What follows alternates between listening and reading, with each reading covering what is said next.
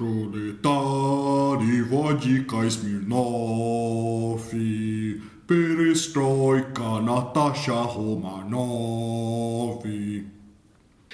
Natasha Romanov? Natasha Romanov, a Viúva Negra. Ai, Scarlett Johansson.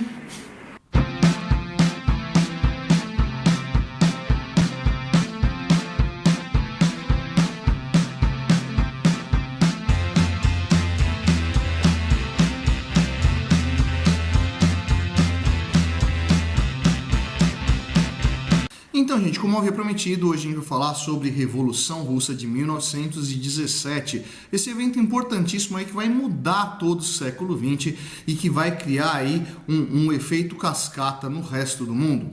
Então, vamos começando a ver que raio que é isso. Para a gente entender a Revolução Russa, primeiro a gente tem que dar uns passos atrás e dar uma olhada lá no que era a Rússia antes da Revolução. Então, o que era a Rússia ali entre o final do século XIX e o começo do século XX? A Rússia, nesse momento, era um país bastante atrasado. Era um país que estava vivendo um sistema que a gente chama de monarquia czarista. Czarista vem da palavra czar. Czar, né, que traduzindo do russo aí seria algo como imperador, né, que deriva da palavra latina César. Né? Da mesma forma que a palavra César do latim evoluiu para a palavra czar em russo, evoluiu para a palavra Kaiser em alemão, né? Nessa época aí, vamos lembrando que a Alemanha, né, também era uma monarquia, com um Kaiser dominando. Então vamos vendo lá. Pois o que era essa monarquia czarista? Ela parecia bastante com o que a gente vê lá na Europa durante a formação das monarquias absolutistas. Mas não é bem um absolutismo europeu, tinha uma forte influência oriental dentro dessa monarquia czarista e que se assemelhava aí bastante também com as estruturas que existiam lá no feudalismo, tá? Então vamos vendo como é que funcionava lá. Acima de todo mundo estava o czar, que se assemelhava de certa forma ao feudalismo, porque aliado a ele se encontrava uma outra camada de nobres latifundiários, donos de grandes extensões de terra e que aplicavam ali dentro dos seus territórios a justiça, a cobrança de impostos, a administração pública, que eram os boiardos, né? Os boiardos, eles eram antigos senhores, né, que foram sendo unificados lá nas mãos do primeiro czar, Ivan o Terrível, que não vai dar para a gente falar dele aqui, precisa de uma viola só para o Ivan o Terrível. Né? Então, essa unificação dessas diversas nações menores, né, que vão se agregar no Império Russo, vão dar para ele essa característica meio que feudal, né, onde existe lá meio que um suzerano, né, que seria o czar, e uma série de vassalos. Entenda bem, tudo isso que eu estou falando está entre diversas aspas, né, porque não é exatamente o sistema feudal. Esses boiardos são aqueles que garantem o poder do czar. Além dos boiardos, existia lá o apoio da Igreja Ortodoxa Russa. Né? Lembrando aí que nesse momento aí a Rússia tem uma igreja que é cristã, que segue padrões muito semelhantes aos dos católicos, mas que não segue o papado. Né? É uma igreja independente oriental, apesar de ter um rito muito semelhante ao católico, né? Então, percebe que essa relação do czarismo se assemelha bastante com essas estruturas que eu estava falando, do absolutismo, do feudalismo, mas não é exatamente a mesma coisa. O que mais? Essa monarquia czarista, ela meio que invejava os sistemas europeus e buscava sempre se aproximar, principalmente da França, né? Mas mantendo a sua organização nobiliática. Lembra que nesse momento aí a Revolução Francesa já aconteceu, a França já virou uma república, mas a Rússia está sempre ali meio que aliada à França. Tanto que na Primeira Guerra Mundial, período onde ocorre a Revolução Russa, Rússia, França e Inglaterra estão ligados ali pela Tríplice Entente. Então, retorno. A Rússia tinha a noção de que ela era bastante atrasada e precisava de uma reforma interna. Os 3 últimos czares se preocuparam muito em fazer com que a Rússia se desenvolvesse rapidamente. Quem foram esses czares?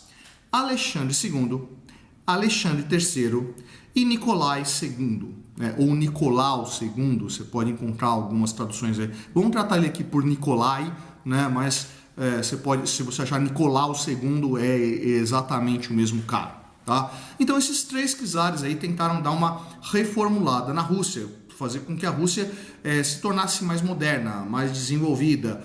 E pensando no final do século XIX, o que é se tornar mais moderno, mais desenvolvido? É se industrializar, né? A Revolução Industrial já estava a pleno vapor, plena época do imperialismo, então a Rússia precisava se modernizar e ter um polo industrial, né? E esses 3 czares vão investir nisso aí e vão começar a desenvolver indústrias na Rússia e centros de indústria, que vão estar principalmente ali onde, né? Moscou, Petrogrado, né, São Petersburgo, na verdade, né, que é uma região ali muito mais próximo da Europa do que da Ásia, né? Fica na parte mais desenvolvida. O resto da Rússia era bem rural, tá? Mas bem rural mesmo. Só para a gente ter uma noção, por volta de 80% da população russa, antes da Revolução, vivia no campo. E mais de 90% dessa população era analfabeta, né? Porque, cara, existia um abismo social muito grande e essa população, majoritariamente campesina, não tinha acesso à informação, não tinha acesso à instrução, o que tornava a Rússia aí ainda mais atrasada, né? Então você está falando assim, de uma população gigantesca, uma população bastante pobre e necessariamente uma população bastante insatisfeita. Nessa área mais ocidental da Rússia, onde vão estar esses grandes centros, onde vão começar a se desenvolver indústrias, né, vai começar a aparecer ali um operariado muito numeroso. Só que um operariado concentrado, né, um operariado aglomerado nos mesmos polos. Cara, obviamente, quando você consegue agrupar um grande número de operários, você vai ali ativar o desenvolvimento de um sistema sindical, né? Cara, é só a gente parar para pensar no seguinte, né? Pega a nossa realidade aqui brasileira para a gente ter como exemplo. Um dos maiores sindicatos que a gente tem dentro do Brasil é o Sindicato dos Metalúrgicos do ABC, né? Localizado aqui em São Bernardo, São Paulo. Cara, porque um dos maiores sindicatos do país está ali em São Bernardo. Porque, cara, vamos pensar no seguinte, essa região do ABC paulista se desenvolveu com um processo de industrialização muito rápido que vai ocorrer ali entre JK e a ditadura militar e que vai concentrar um grande número de trabalhadores dentro desse espaço. Obviamente, um dos maiores sindicatos do país está ali, onde você concentrou um bando de operários. Cara, então, na Rússia vai acontecer algo semelhante.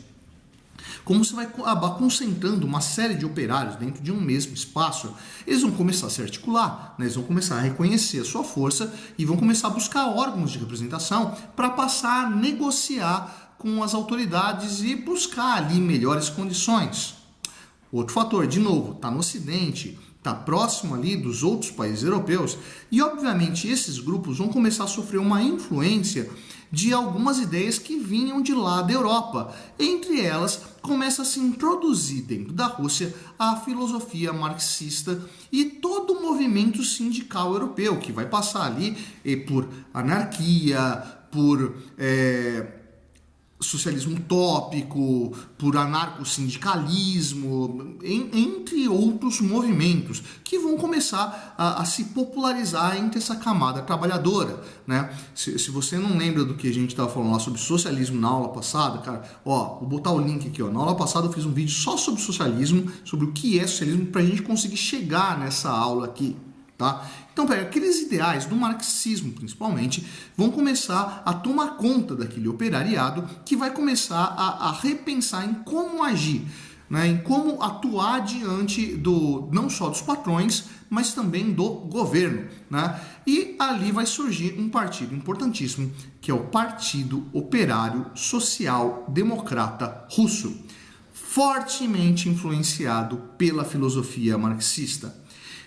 Esse partido, ele inicia-se como um órgão de representação para poder discutir melhores condições de trabalho, mas isso começa a ganhar uma força maior, ainda mais que esse partido começa a incomodar, né? Como ele começa a gerar manifestações, né? Paralisações, greves, né? Esse partido começa a incomodar e o governo vai gerar uma retaliação bem violenta sobre esse partido, né? Uma das mais marcantes ocorre ali no comecinho do século XX, né? 1905, quando o partido se organiza e vai até o Palácio de Inverno do czar se manifestar, né? Pedindo melhores condições de trabalho, e o czar acaba respondendo de uma forma bastante agressiva, né? Responde a bala, né? Num episódio que ficou conhecido como Domingo Sangrento, né? Então, cara, você imagina a força que isso toma aí para as ruas, né? De que o czar não só oprime os trabalhadores, como também massacra eles, né? Quando eles tentam reclamar das suas péssimas condições de vida. Cara, tudo é isso aí dentro dessa ebulição de trabalhadores que vai ter dentro da Rússia, vai ganhar um acréscimo aí quando começa a Primeira Guerra Mundial. Pois é, cara, você parou já para estudar a Primeira Guerra Mundial, você já viu os vídeos que eu fiz aqui sobre a Primeira Guerra Mundial, você deve ter percebido que a Primeira Guerra Mundial aí é a primeira guerra moderna, a primeira guerra contemporânea, que se destaca lá do sistema que a gente tinha visto lá de guerras napoleônicas ainda. É um outro momento de uma nova visão da guerra, que é uma guerra com interesse comercial, né? Afinal de contas, por que ocorreram as duas guerras? As duas guerras ocorreram por interesses imperialistas de domínio de mercado, né? Bom, então, as guerras não estão ligadas à posse da terra, à autoridade sobre um determinado território, à autonomia de um povo. Não estão ligadas a nada disso. Estão simplesmente ligados a um interesse comercial que afetava simplesmente uma camada enriquecida, né? Uma burguesia industrial ali que vai guiar a Primeira Guerra Mundial. Cara, imagina o que é isso aí dentro da cabeça dos russos nesse momento. A população russa não estava satisfeita, né? A população estava indo para a guerra, estava tomando um sarrafo nervoso do exército alemão, né? E resolveu que o inimigo então era outro. O inimigo então não era os alemães, o inimigo era o czar, né? Então vamos começar a agir contra o czar. Nesse momento aí vai ter uma divisão desse partido operário social-democrata russo, né? Vão surgir duas frentes de ação contra o czar. Vão surgir o partido dos mencheviques e o partido dos bolcheviques. Menchevique, né, traduzindo ali, seria algo como minoria ou pequeno partido, enquanto bolchevique seria lá a maioria ou o grande partido, né? Porque na primeira Assembleia Internacional desse movimento socialista, né, eles vão se reunir e vai ter um grupo que vai tomar uma ideia de como agir contra o governo e outro vai tomar outra ideia. Começando lá pelos mencheviques, né? Lembra lá da última aula que eu falei sobre o que é socialismo. Os mencheviques entendiam o seguinte: cara, a Rússia está muito atrasada, não tem como a gente gerar uma revolução socialista. A gente está num estado semi-feudal, né? Então qual que seria o caminho? Vamos pegar aquela linha de uma curva ascendente positiva que eu falei na aula sobre o que é socialismo, né? Se a gente ainda não chegou nem a desenvolver o capitalismo, primeiro precisamos de uma revolução burguesa. Então vamos derrubar o czar, vamos assumir um novo governo e um governo de caráter capitalista, para que internamente ele vá se reformando até que a gente chegue a um estado mais libertário. Tá? Essa é a fala dos mencheviques. Os bolcheviques vão olhar para isso e vão falar: meu amigo, você tá maluco, não é bem assim que funciona não. Cara, a gente tem que dar um salto, a gente tem que pular essa etapa. Porque se a gente fizer uma revolução burguesa, entregar o poder na mão da burguesia, eles não vão soltar o osso nunca mais.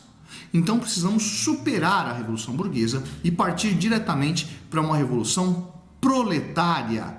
Ou, nas palavras de um dos principais líderes bolcheviques, né, Vladimir Ilyich Ulyanov, mais conhecido como Lenin, né, ele diz o seguinte: acabou o período das armas da política, chegou o período da política das armas. É hora de tomar em armas e enfrentar o governo.